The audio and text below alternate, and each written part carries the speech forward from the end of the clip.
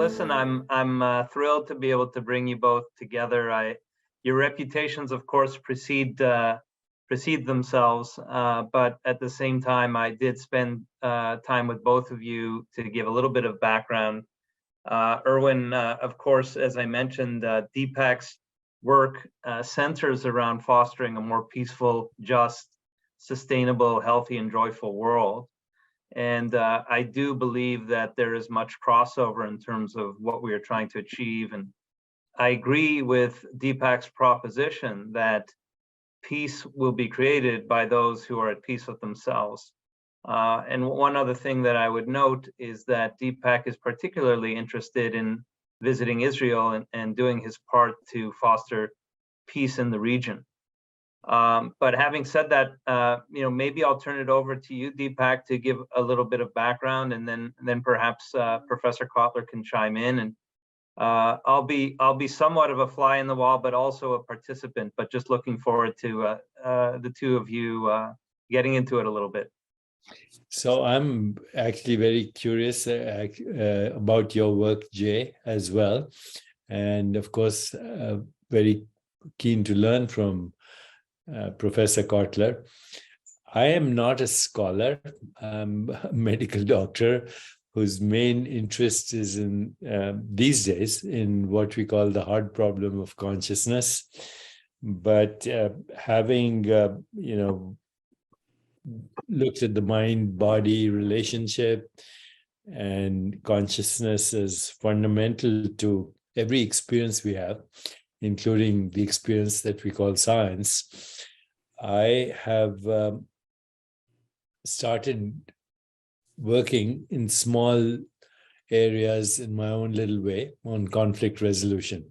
So I've employed these techniques on conflict resolution when there's tension between, say, the ethnic or racial tension in schools between black and whites.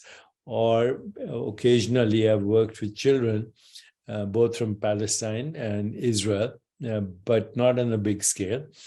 And I have a particular way that I approach this idea of conflict resolution. I recently made a proposal even to world leaders with no response. But this morning, actually, I spoke on CNN International about how we could create a grassroots movement for global peace, because we really can't depend, as far as I think, we can't depend on leaders that are officially leaders. They all seem to be gangsters engaged in power mongering, influence peddling, cronyism, corruption, and bureaucracy. So I thought maybe there's a way to take our personal resolution of conflicts and the methodologies that we use in personal relationships to a community level or even a grassroots movement globally. And so I'll just share with you some of the things that we teach, or I teach, when I work with communities or people engaged in some kind of conflict or the other. The first thing that we explore is, how can we be peaceful ourselves? How can we speak peace, create peace, be peace, and resolve conflicts in our own life? And in that area, I use 9 principles. Number 1, no matter who your adversary is or who you're in conflict with, start with respect. If you don't respect them in your conversation, you lose them in the first minute. Number 2, recognize that there's a perception of injustice on both sides. Otherwise, there wouldn't be conflict. Number 3, be able to forgive and be able to ask for forgiveness and expose your vulnerability. Number 4, don't be belligerent. Number 5, use the well-known techniques of emotional intelligence, getting in touch with your own emotions, getting in touch with the other's emotions, and using non-conflict, non-violent communication as taught by many other people. What am I observing? What am I feeling? What do I need? How do we mutually fulfill our needs? So belligerence is replaced by emotional intelligence. Number 5, don't stereotype or use labels because that automatically creates separation. Then number 7 is try not to prove the other person wrong. They'll never forgive you. And so understand that you just have different perspectives. Number 8, something like recognize that there's fear on both sides. Number 9, that also don't engage in ideological or religious discussions because you never will agree anyway. So the focus is what do we want? And I think we want peace, we want prosperity, we want health, we want well-being, and we want joy. Now, as I said, with small groups, I've been able to succeed in some of these conflicts, whether they're ethnic or racial, but mostly with younger people and never with politicians. That's my experience so far. And I want to learn a little bit about your work, Jay, and how it relates to the work that Professor Cotler is talking about. So over to you, Jay, and then to Professor Cotler. Well, thank you, Deepak, and I look forward to collaborating with you on many, many projects in 2023. I'm certainly very inspired by your approach and your teachings. Well, as you know, I'm the chair of the board of the Raoul Wallenberg Center for Human Rights, which was established by Professor Cotler a number of years ago after he had left Parliament after being a member of Parliament and Minister of Justice at one point, and Attorney General, and had an illustrious career in Parliament. And prior to that, and throughout his career, including during his parliamentary days, he's been an international human rights champion representing political prisoners all around the world and fighting for peace all around the world, essentially. So given my role as chair of the board of the Raoul Wallenberg Center, I thought it would be apropos that now that I've established a relationship with you, and I'm looking to do much more work to support your foundation and your activities, that we combine forces somehow in the pursuit of really the areas that you wish to foster for our world, including most obviously justice and peace. So that's kind of the perspective I come at it from, but you know that I have a broader background, of course, as well in business and in tech consulting and a number of other areas. But in terms of the human rights work that I do, I really use and support the Raoul Wallenberg Center for Human Rights as a foundation for all of that. So over to you, Professor Cotler. Well, I'd like to ask both of you to call me Irwin. I'd feel better, and that will allow me, if I may, to call Professor Chopra Deepak and personal. Sure. One more thing I would add. At the risk of being presumptive, but I just I think it's a good idea. That's one way to resolve conflicts, is to be personal friends. Yes. Right. One more thing I would add, and it relates to my habit in calling Irwin Professor Cotler, is that he was actually my professor at McGill Law School many years ago, and that's sort of how we met, and we've become dear friends ever since, and have been supportive of one another for decades now. Thanks, Jay. Deepak, when I was listening to you, I was reminded of two things. One, an article you wrote in the New York Times, I think about a little over 2 years ago, which contained points about how we could be peaceful interlocutors, which led into what I felt was an approach to a grassroots movement for global peace.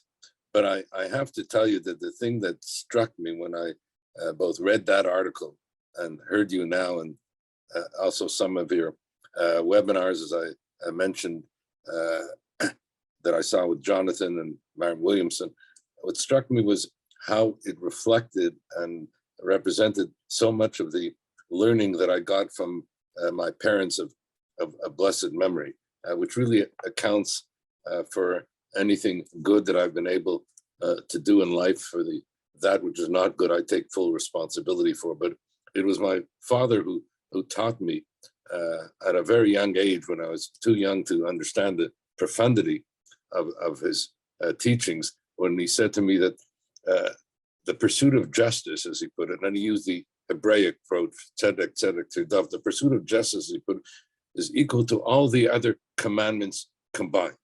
He said, this must be your life's mission. And this is what you must teach onto your children. But it was my mother who, when she would hear my father saying these things, would say to me that if you want to pursue justice, you have to understand, you have to feel the injustice about you. You have to go in and about your community and feel the injustice and combat the injustice. Otherwise, she said, the pursuit of justice will just be a kind of theoretical abstraction. So I suspect, because of the early teachings of my parents, and I happen to have had good follow-up education in high school and university. One of my teachers in high school is a Canadian poet who was in charge of all our secular studies, including physics and chemistry, which means to this day I've learned very little about physics and chemistry, but a good deal about poetry, the humanities, and the like. And he reminded me in his both his visage and in his speaking, like the prophet Jeremiah. And I know you've made reference to the prophets in some of your exchanges. So he had a big influence on me, and he also taught Leonard Cohen, our Canadian poet, songwriter, and the like, and brought us two together at a young age and referred to both of us as his spiritual children. So there was a strong bond there, not only in school, but outside of it. And then I suspect, because of these teachings, as a student, I got involved in the two great human rights struggles of the second half of the 20th century, the struggle against apartheid and the struggle for human rights in the then former Soviet Union. And that led me, when I became to be a law professor, to be involved in the two political prisoners that represented these two struggles: Nelson Mandela in South Africa and Anatoly Sharansky, as he then was, in the former Soviet Union. And one of the incredible things about that is the intersection of those two cases and causes. Very briefly, I was arrested and detained and expelled from the Soviet Union in 1979. I had gone there because the Canadian government had arranged for me to appear in a Soviet court on behalf of Sharansky. But before that could take place, as I said, I was arrested and expelled. I won't go into that, other than to say in 1981, I was invited to South Africa as a guest of the anti-apartheid movement. And there in South Africa, Sharansky was well known. He was almost as a kind of a cause celeb, because South Africa had this anti-communist idiom, and they seized on Sharansky as being a kind of role model for them to promote. And so when I was asked to speak about the Sharansky case, I said, I'd like to speak about the Sharansky case, but I'd rather speak about Nelson Mandela because I'm here in South Africa. I said, but I don't want to get anybody in trouble. I know that he's a banned person. Any reference to him is illegal. But there were some courageous students then at Witwatersrand University, Wits University for short, and they said, no, let's do that. And I spoke on the topic, if Sharansky, why not Mandela? And at the end of the talk, when my wife came up to speak to me, as she then describes it, I wasn't there because I got arrested in in South Africa.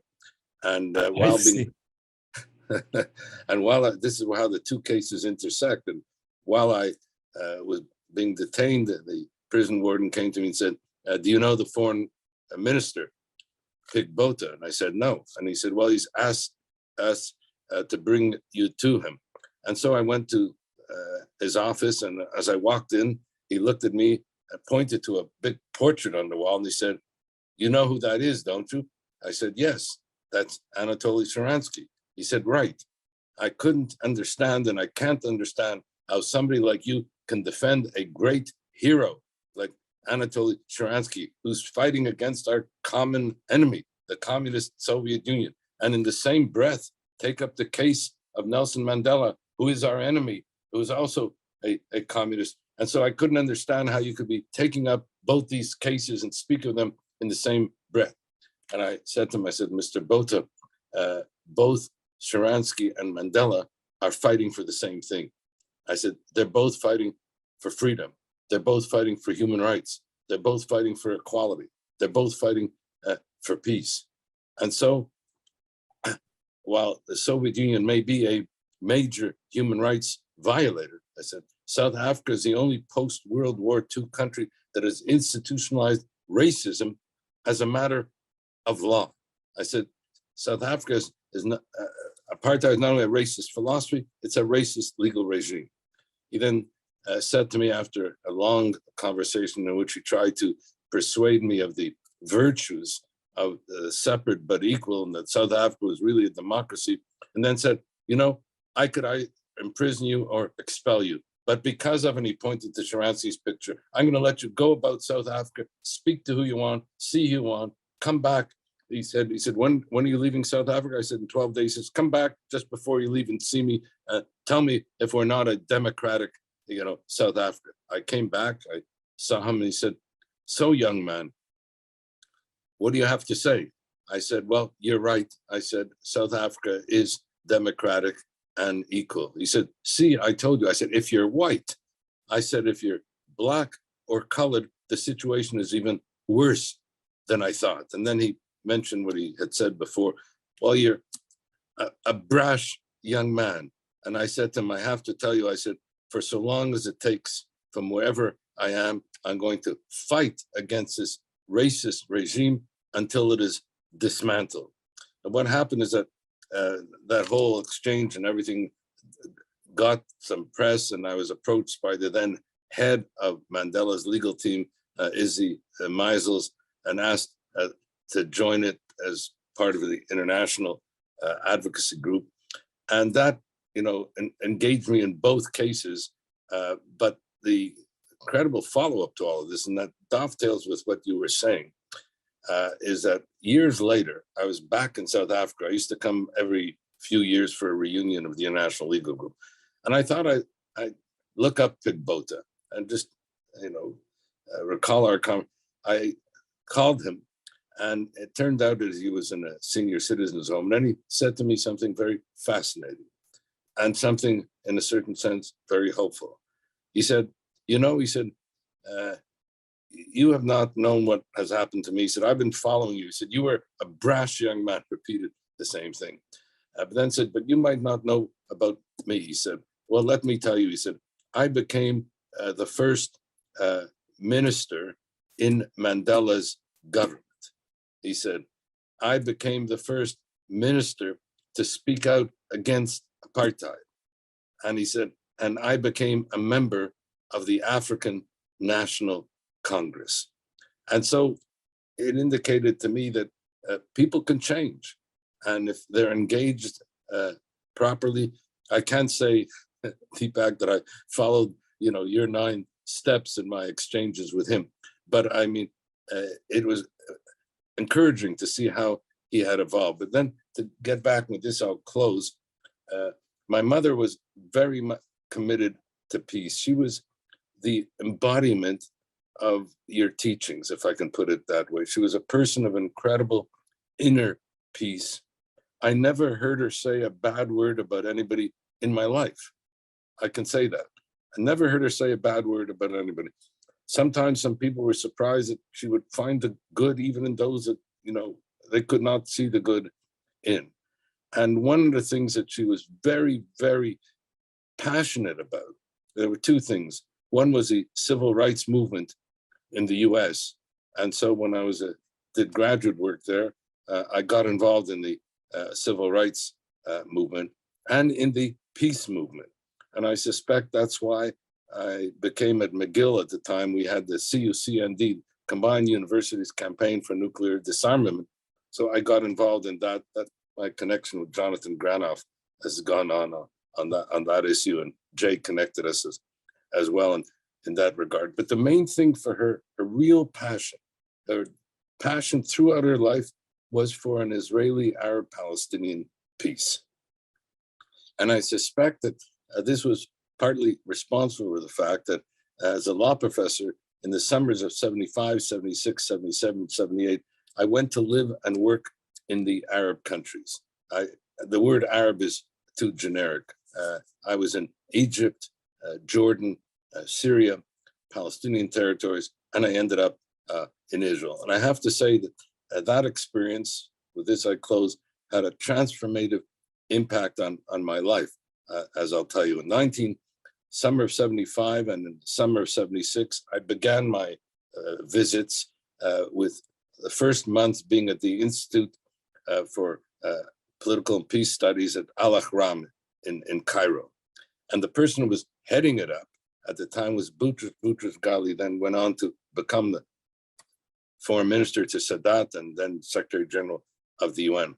When I came back in 1977, again, I started my trip in Cairo. When I was in Cairo, the Likud government got elected in Israel with Menachem Begin as prime minister. And Boutros Ghali, with whom I had become friendly in 75 and 76, knowing that I ended up my trip to the Arab countries in Israel, then asked me to meet with President Sadat. We had several meetings, and President Sadat surprised me one day when he asked me if I would deliver a message to then Prime Minister Begin. And I said to him, well, President Sadat, as I mentioned to you, I don't know Prime Minister Begin. He said, I know you said you don't know him, but I know that you end up your trips, as Boutros Ghali has told me, in Israel. And I suspect that you'll find a way to be able to get this message to him. And I want to send it with somebody who will be trusted by the Israelis and whom I will trust. And I don't want to go through official channels for this purpose. And so he gave me this message, and I cut my trip to the Arab countries short that summer. I went from Egypt, I had to go to Syria, but then I went straight to Israel. The day that I arrived in Israel, I bumped into a friend of mine who invited me, and this is why I say it had a transformative effect on my life, as you'll see, who invited me to a meeting of members of Knesset, of the Israeli parliament. Unknown to me, the person who I would meet at that lunch ended up becoming my wife. She was then the parliamentary secretary for the Likud party and very close to the Prime Minister Menachem Begin. So I entered this lunch with others, and the person who invited me all of a sudden said, you know, we have Irwin Cotler here. I'm going to ask him to say a few words about North American Jews. So I got up and I spoke in Hebrew, and I said, you know, you've heard enough about North American Jews. I said, I've just come from Egypt and Syria. Let me share with you some reflections on that. I didn't go into the fact that I had this message or anything. And as my wife then told me the story, when I started speaking in Hebrew and spoke about having been in Egypt and Syria, and at that time there were no relations between Israelis and Egypt and Syria. Jews weren't traveling there. She wrote a note to a friend of hers at the table that I must be a spy. And so after the lunch, she came up and started to question me, and I sensed that she had these suspicions. I said to her at that point, I said, let me share with you something that I hadn't said at lunch.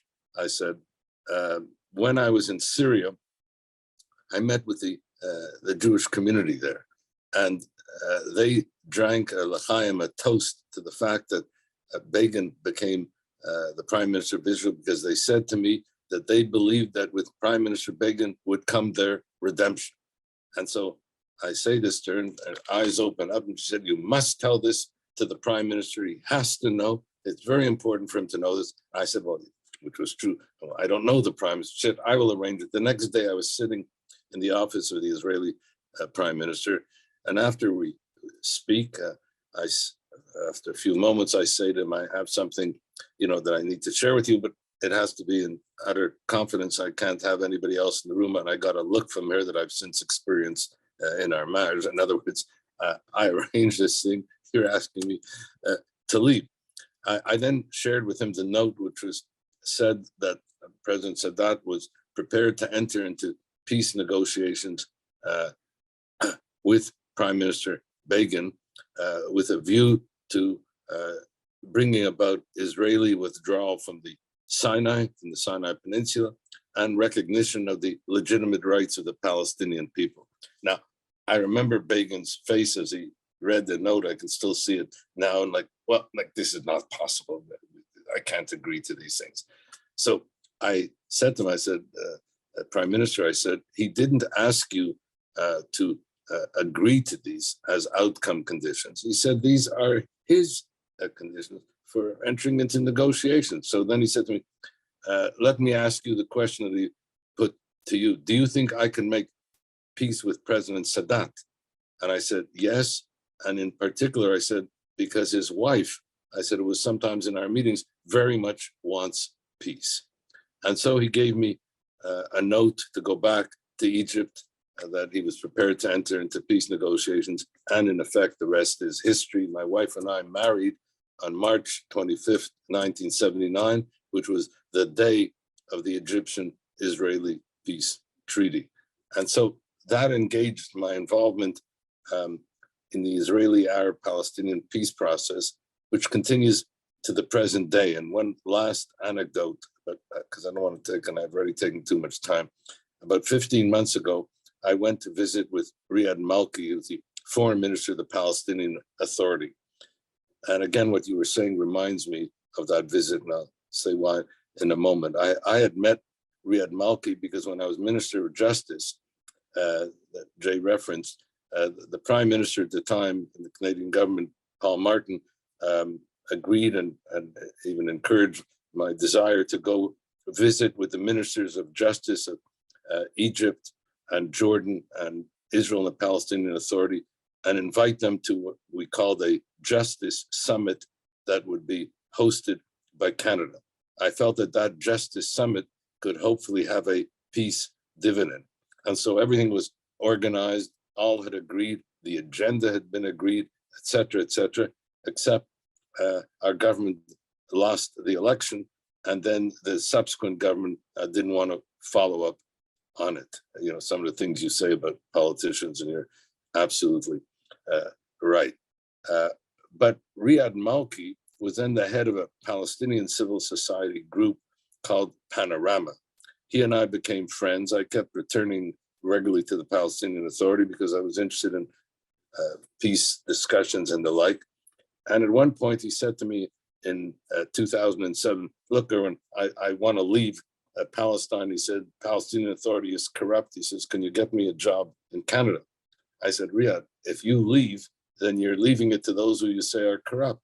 Better to engage and see what you can reform. So he stayed and ended up, as I said, as foreign minister. I was working for years and going back and forth between the Israeli government and the Palestinian Authority, was meeting with Abbas, was meeting with Netanyahu. At some points, I thought we got close to something, but then in 2015, it all ended. And they weren't in discussions at all, which brings me to why I went to see Malki last July or 15 months ago, because I felt at the time that while they weren't in discussions, there was a pandemic. Health issues don't have borders. Environmental issues don't have borders. So I went to meet with Riyad Malki, and he said, look, you know, we have no discussions with the Israelis. I said, I know that. I said, but I'm here to speak to you about two things. Will you agree that the ministers of health and the ministers of environment come together because there's no borders on these things. And both the Palestinians and the Israelis have a joint need for shared involvement on the health issues and on the environment. To sum it up, 10 days later, ministers of health and environment met, Israeli and Palestinian. That I thought would be the beginning of maybe the movement towards starting a peace negotiation again, but that didn't happen. And now I think things are more difficult than ever, given what has happened on both sides. And what is desperately needed is all the things that you have mentioned in terms of if we can develop with each of them, if the Israelis and Palestinian leaders could follow your 9 points and would exchange in that manner and with that kind of integrity, we could maybe restart that process, which brings me to the point that I think if you could make a visit to the region and speak to the leadership on both sides, which I would try to facilitate, maybe we could get something going at this point. So first of all, Irwin, thank you for sharing those stories. They're absolutely astonishing and just show that one voice, and in this case yours, could make such a huge difference in South Africa, in Israel, for Palestine as well. And as usual, there are always hiccups along the way, but the fact that you've persisted all these years in the cause of justice of all kinds and freedom, and that it has worked, shows that there is hope. So I have a couple of questions right now. You know, when you look at the world right now, what's happening in Ukraine, what's happening in Russia, what's happening in Brazil, what's happening even in some of the right-wing fundamentalism and almost Nazism emerging again in Europe. It's a pretty scary scene across the world, not just Israel and Palestine, but India and Pakistan, and also the rest of the world, Europe, so many things happening. I feel that there's an urgency for a solution. I would love to come to Israel with you and speak to anyone, but we need to combine it with some kind of action and some kind of goal at the end, you know, that's measurable, something that we can stretch really into the future beyond what we think we can achieve. Otherwise, what's the point? But something that's measurable, something that we all agree on, something that we can keep a record of, and also something that has some kind of time limitation to it. Otherwise, we'll just keep talking. In other words, create some smart goals. But at the same time, perhaps, as we speak to leaders, if that happens, why not hold a couple of public forums, you know, like what we call for the general public. Last time I was in Israel, in Tel Aviv, I spoke to the public about something called the Soul of Leadership, and we had 3,000 people in the audience. So I know there's an appetite in the general public. I know I have been to Israel now about 4 times, but never in any official capacity. But the people I work for there have a very grassroots leadership movement already. So if we could combine some kind of, you know, political dialogue with different parties with a conversation that expands our awareness amongst the general public, where I know there's a lot of enthusiasm for peace, prosperity, health, and well-being. And I think it's very simple. You know, if you ask the general public, do you want peace? They say yes. Do you want prosperity? They say yes.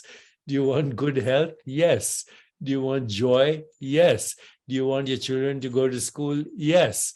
Do you want, you know, your future generations to live in harmony? Yes. So then why don't we do it?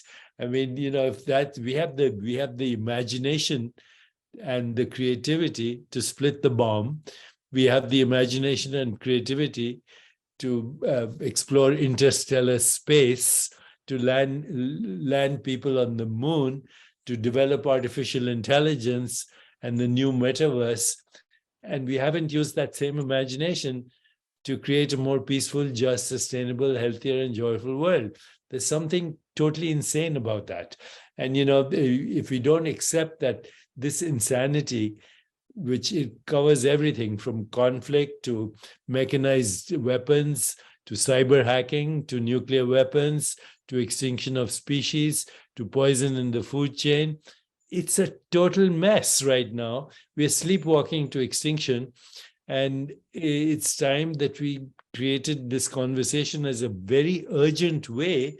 Otherwise, nature might come to the conclusion that the human experiment was interesting evolutionary experiment, but it didn't work.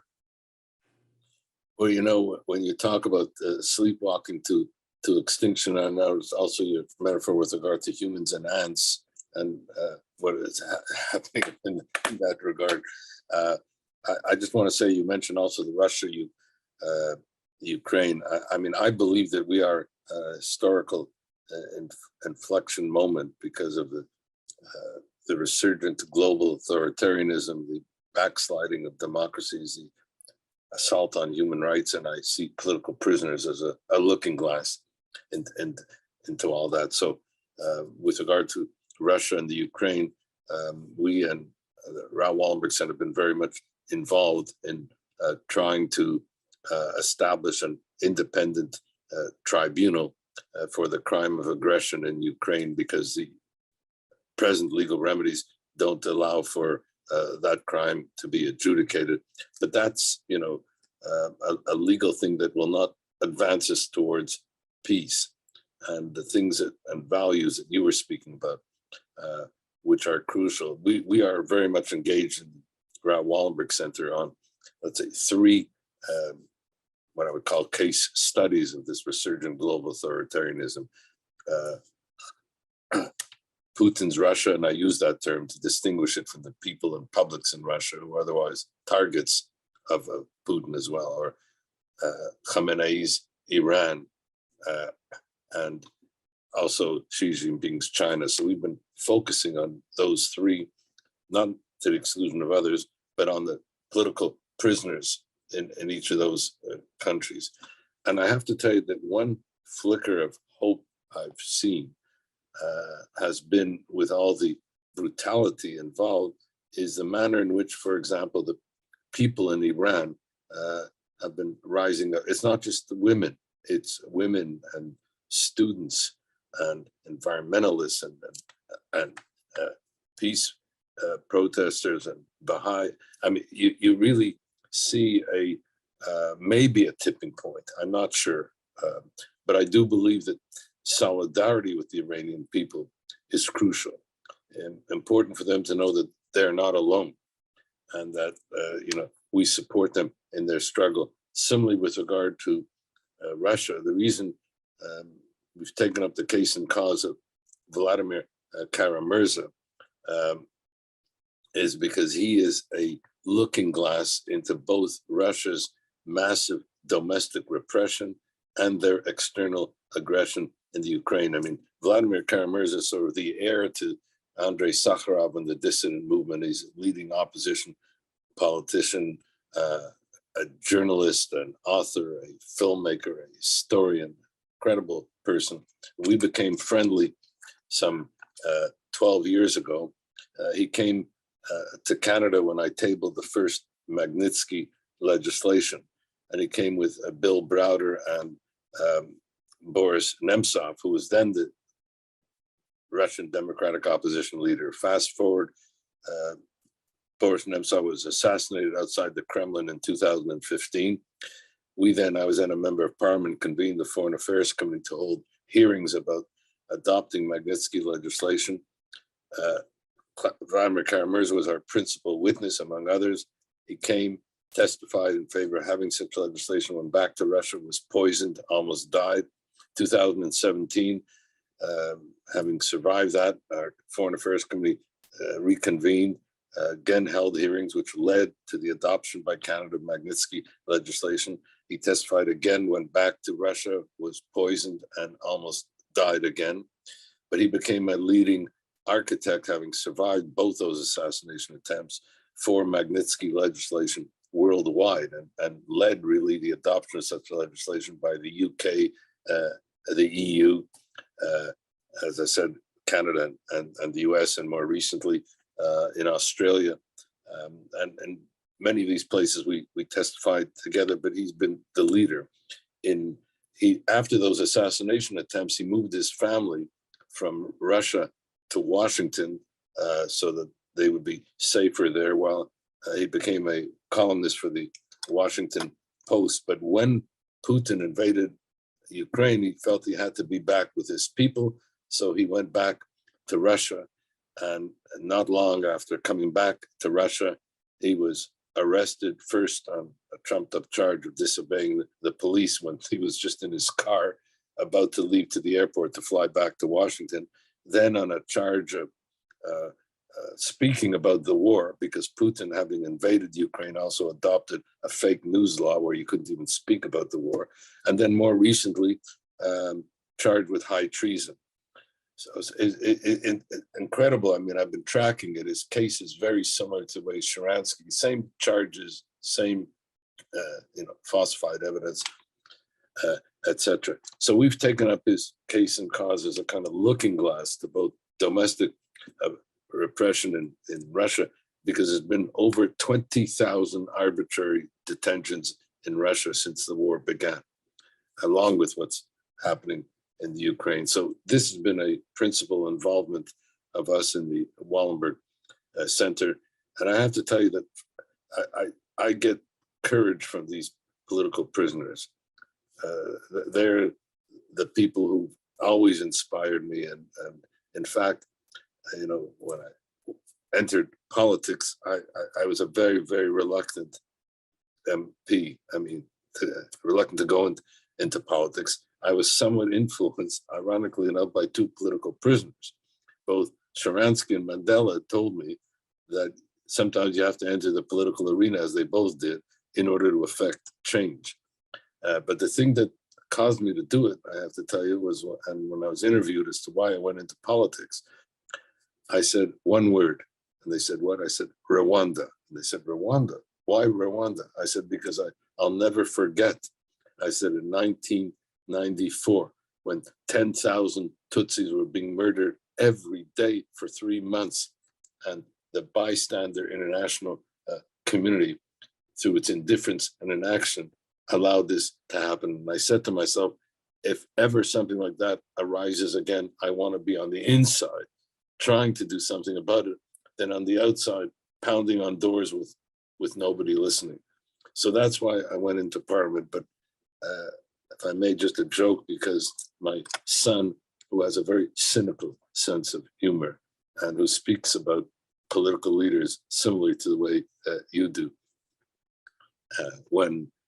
although he doesn't have your inner peace, he's just more cynical. So when I was running for Parliament, a journalist called him up and said, what do you think of your dad running for Parliament? So he answered as follows, was front page in the paper. He said, I think my dad's crazy. He says, what does he want to go to Parliament? Nothing ever happens there. They don't do anything. And if anything, some of them become corrupt. And there's a Mono Lewinsky waiting for him around the corner. That was back in 1999 when I ran. And then, typical sense of humor, when I got elected 6 weeks later, at the risk of sounding self-serving, with 92% of the vote, the same journalist called on and said, well, what do you think of your dad now? He got 92% of the vote. And he said, Donald Duck running in this riding for the Liberals would have gotten 92% of the vote. My dad lost. That would have been a story. So he was quite cynical.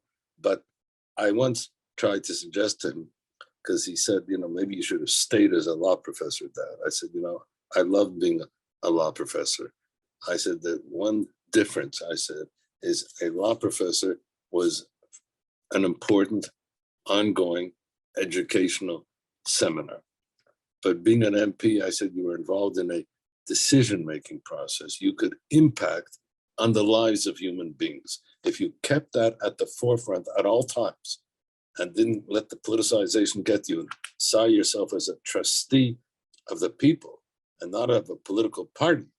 I said, then you might be able to try to achieve something as a kind of ombudsperson for the riding that you represent, for the et cetera, causes you represent. So that's why I went into it. And when we, as you put it now, we need measurable impacts if we're going to do things. And I'm very worried now when what I see in terms, just reverting back to the Israeli-Palestinian situation, because on the leadership level, it's difficult on both sides.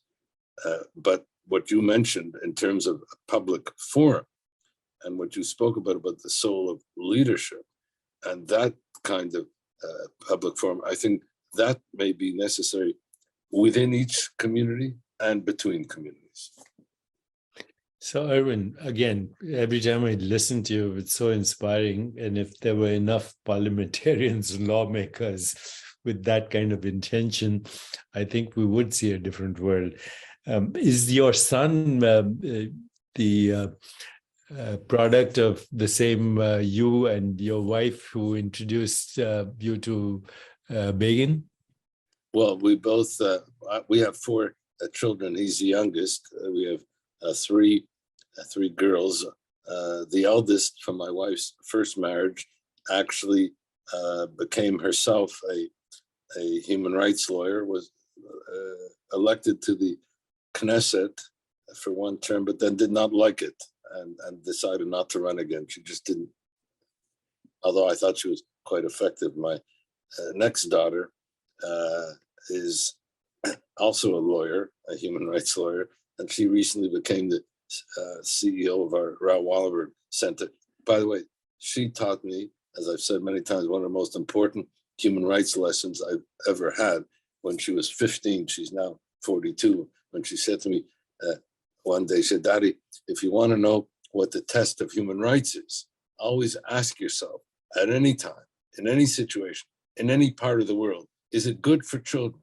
Is what is happening good for children? That's the real test of human rights, Daddy." Then, of course, she added, "And you not being at home is not good for your children." And then my third daughter is very much in your shoes.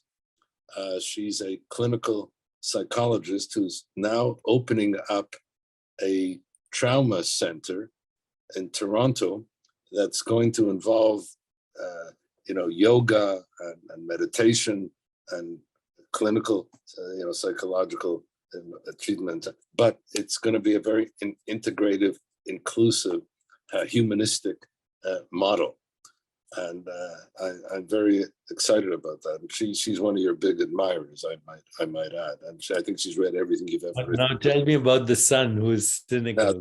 What's he up to now? The cynical son is in Israel, ended up in Israel. He became a lawyer, actually, but he didn't want to practice law. And then he was very interested in counterintelligence. So he worked with the counterintelligence, and then he told me, frankly, they're all corrupt. And so he left the counterintelligence. And as we're talking, I just spoke to him before, he just told me he's decided to do something that I never thought he would do. And he just surprised me with it. He said, Dad, I decided I'm going to go ahead and get a PhD in national security studies, or to use the term you would say, human security. He said, so I know Jonathan Granoff spoke about human security. That used to be my motto as a Minister of Justice, human security. That's a lovely story, lovely story. So let's do this. Let's give Jay the responsibility now to see where we can take this conversation, both at a grassroots level and at your very effective level as well, which has to do with legislation, the United Nations, Jonathan Granoff's ideas. We need to pursue this in some way or another. And I think, Jonathan, if you can come up with some ideas on next steps, even a visit to Israel to start this conversation.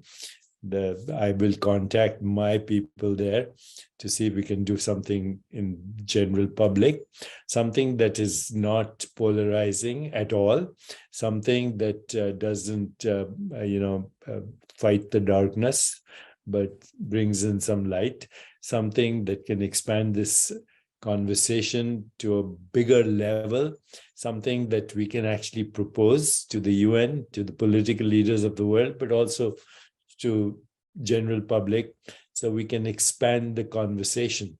As long as we expand this conversation and we can reach critical mass through media, through educational facilities, through political leaders, but also storytellers.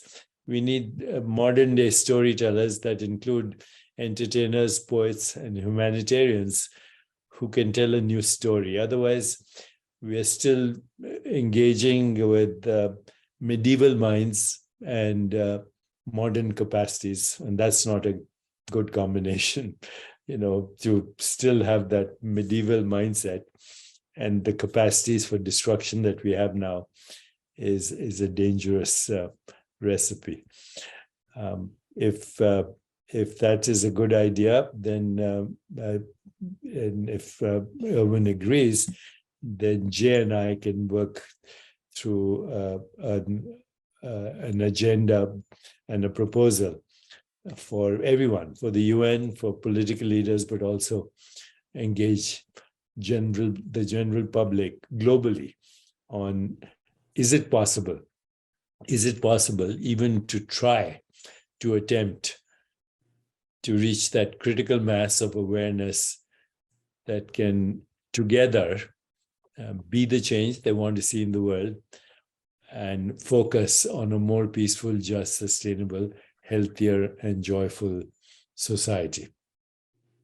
I loved your framing the other day about love and action. I mean, yes. I think that if we could start to pursue this with, as you also put it, with measurable impacts, that would be a really good step forward. I myself am going at the beginning of January. I'll be going to Israel for 2 months. What happened was I'm a special envoy, Canada's special envoy for preserving Holocaust remembrance and combating anti-Semitism. I was appointed 2 years ago. My term was up and I wanted to leave, but they asked me to stay on. So I'm staying on until the end of March. But initially, on the anticipation that I was going to be over at the end of December, I booked to spend some time with working, but with my children and grandchildren in Israel. So I'll be there in January and February, but I'm also going to make some attempts to meet with civil society people on both sides, but also very much engaged in some of the groups in Israel that maybe some of those to whom you spoke. I'm not sure. Okay, very good, sir. I'll follow up on that.